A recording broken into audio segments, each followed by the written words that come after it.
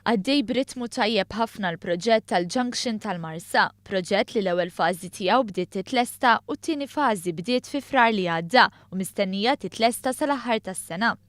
Tantu hekk li sas-sajf li ġej ser jinfetħu l-karreġġjati l-ġodda fit-toroq għall-użu pubbliku.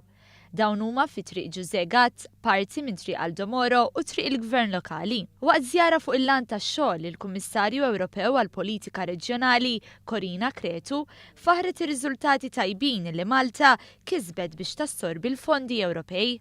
Malta is, in my view, one of the best users of the EU funds because they had high quality projects, so they concentrated the money in big projects that really means for the people. Kien spjegat kif mill-Marsa Junction jgħaddu ma' 8,000 vettura fis-sija ta' kuljum. Għaldaqstant il-proġett se jara li jintilef inqas ħin f'din il-parti fin-nofsinhar ta' Malta billi fost l-oħrajn ikunu eliminati it-traffic lights eżistenti. Il-Ministru għall-Infrastruttura Ian Borch għall il-Gvern jinsab impenjat biex l-infrastruttura tal-lum tkun waħda ta' kwalità u li tilħaq il-livelli meħtieġa. Il-Ministru għall-Affarijiet Ewropej Helena Dalli u s-Segretarju Parlamentari għall-Fondi Ewropej Aaron Farrugia qalu li l-proġett tal-Junction tal-Marsa huwa xhieda ta' triq il-qudiem fuq kif għandhom jintużaw il-fondi ta' koeżjoni. Realtà li kienet imfaħra wkoll mill-Kummissarju Ewropew innifisha.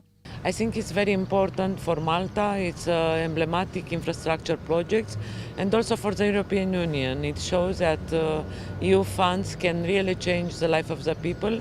And I know all the problems that Malta has with transport. Now we have a strategy, a very important long-term strategy in terms of transport. And I am very glad to see that this project started. And hopefully as soon as possible it will be on the benefit, as I said, for population.